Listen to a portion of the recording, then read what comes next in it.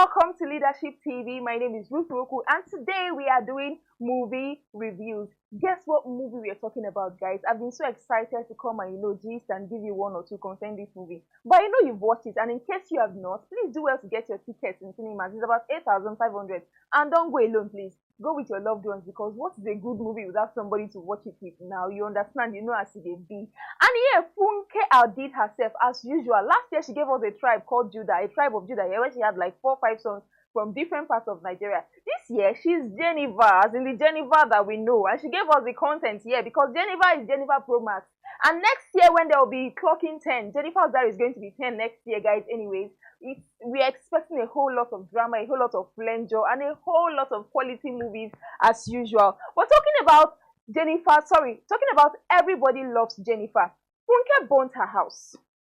Like, news making the rounds and videos making the rounds shows that she burnt her house in Amen Estate to give us the quality. What did we say about a woman that knows her onion? The movie opened with where Funke was allegedly saving one little child from being burnt from from the house. And then after she was being saved, she rescued the child.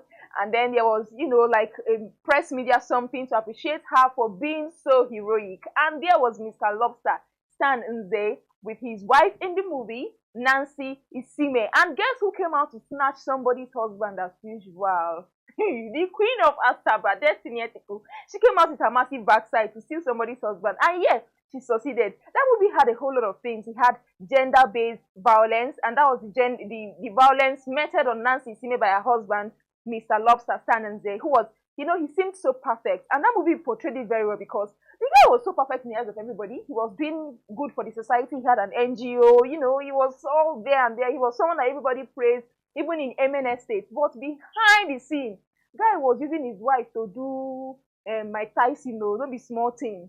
And the movie, we saw that he actually he punched her to death. Like, if you understand, he punched the living daylight out of her. She landed on the floor. And her younger sister was Chinenye Nnebe. And guess whose mother did not want people to hear about it? According to the woman, endure one slap and collect one bone straight. Endure one slap, collect one car. I know we all know the mother that we are talking about. It's the mother that murdered the wicked mother in Nollywood. Nobody else but Mama G, Patience Ozoko. And yeah, she came with her A game to give us the role that we know her to be. Yeah, she gave us the game. And then we saw Theme of Love. And when I say Theme of Love, I felt so, the whole proposal part.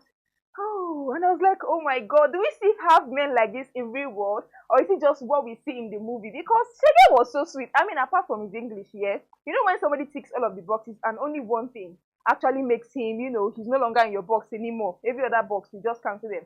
It is his English. And yeah, I could feel for Jennifer because see what she was speaking and see what spouse was doing at the other hand. I mean, what were they going to give birth to? Yeah, but that love, it was a whole lot. Now, while Jennifer was in Nigeria trying to fight for Nancy Isime and get justice for her from what her husband Stan Nze did, we saw that Jennifer got like a contract kind of to travel out of Nigeria and go to Ghana for work. But man, girl walked into a marriage proposal by who? The one and only Shege. What did they say about a man that knows what he wants? A man that would move mountains for his woman.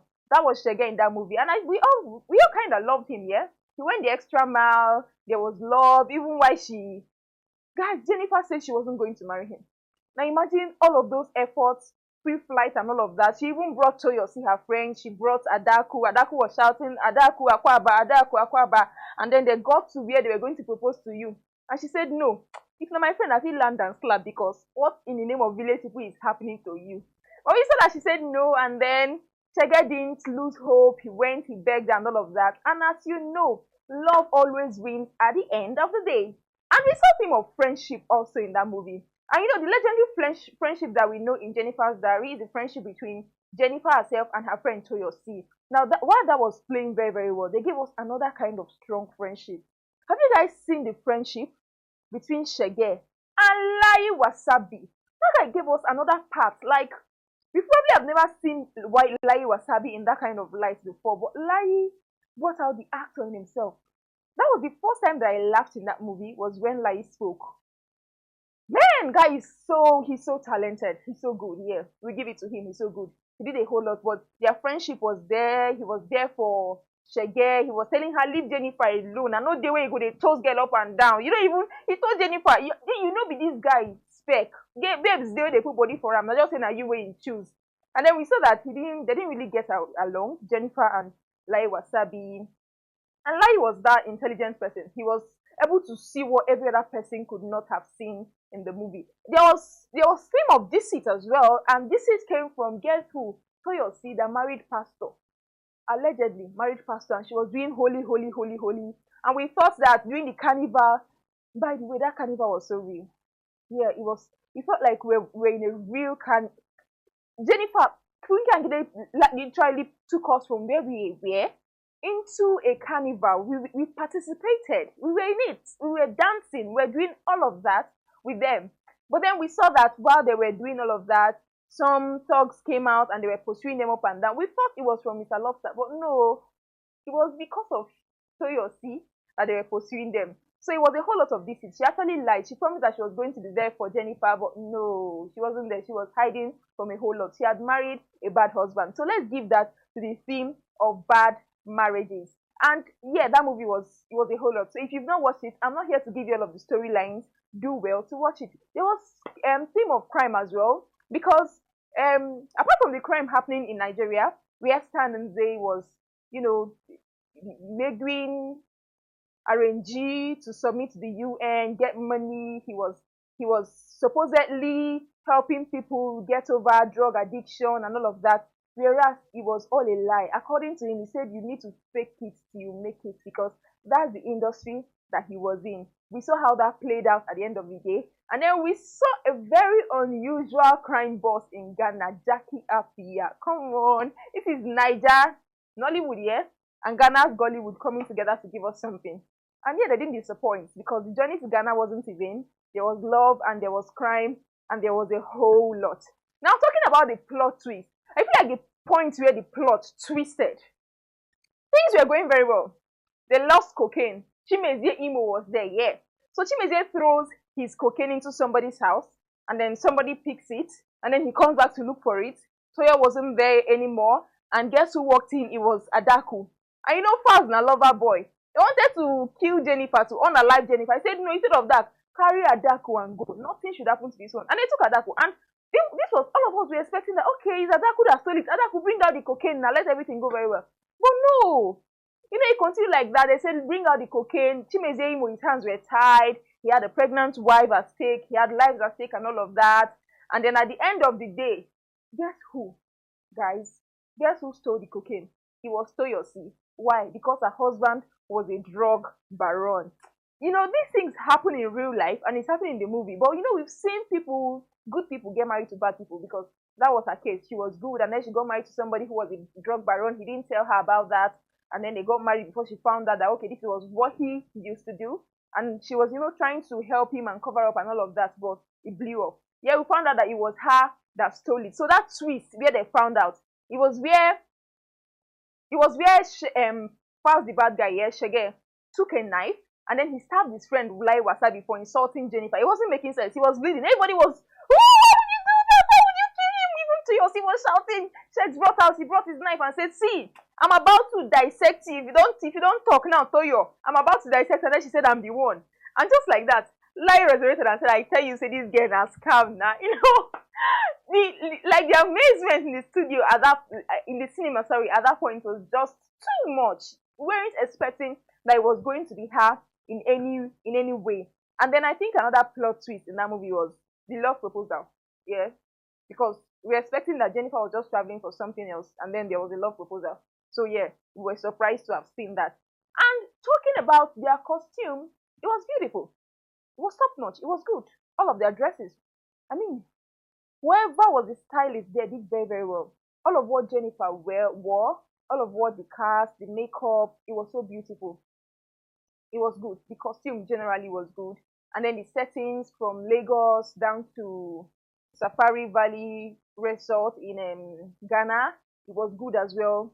It was nice. Now let's get down into the actors, guys. And let me give it for the number one. The one person that I saw, you know how you rate best actors in movie is that you actually see them and you see them in a light that you've never seen them before.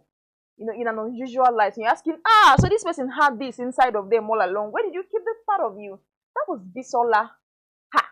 I was, she was the women's rights activist in that movie, but Bisola's not.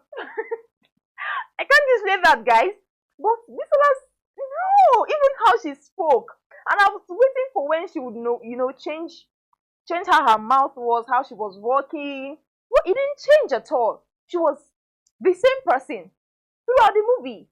We saw a part of her that we had never seen before. Is there actually a part or like a role that woman could not play? Because come on, let's give her flowers.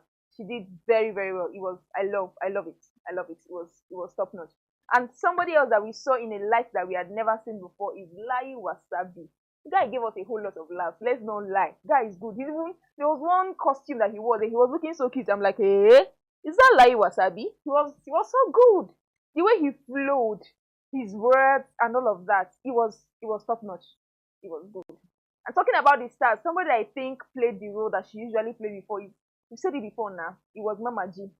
And I'm not one to say, but like irrelevant roles, like people that I felt like maybe somebody else would have played their roles better. And this is me saying that Jenifa is good. The casting was fine, but it would have been beautiful if we had new faces. You understand? If we had, and I feel like that's one good thing with bringing a blockbuster movie is that new faces, new people get introduced into the industry, new faces, new people, talents that we've not seen before. But we didn't see much of that. We saw too many old talents playing roles that we felt like, okay, we could have done without this part. You understand? Like Latif Dimeji only playing 2 scenes and run. Oh my guy is so big. And not just, I'm saying that if he hadn't played another role, if he hadn't played that role, somebody else would have played the role and it would have still been beautiful. And Hilda Bassi, what was she doing there?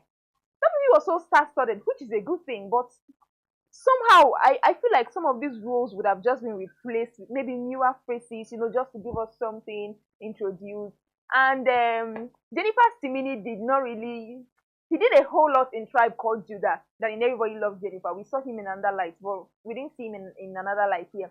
If you say we should rate the movie Everybody Loves Jenifa, I would say overall should be like 8-10, yeah? Yeah, 8-10 is good. 8-10 is good. Movie is good. They spent a whole lot of money. Amen Estate, Jide Kosoko as the chairman, and all of that. The delivery was good. I felt like it had a whole lot of things that it did not really, pursuing one theme and playing it out very, very well was a challenge at some point. But they were able to bring it all together. I loved work. People that were supposed to get justice for their crimes, they got it, and all of that. Overall, 8-10. We look forward to what Jenifa is going to do next year when Jenifa's Diary turns 10 years, and we're excited. We want to see. And that is that for movie reviews. Thank you for watching. For sponsorship and advert placements, please contact 080-3688-6158. Last Word Leadership Podcast Studio. You have the last word.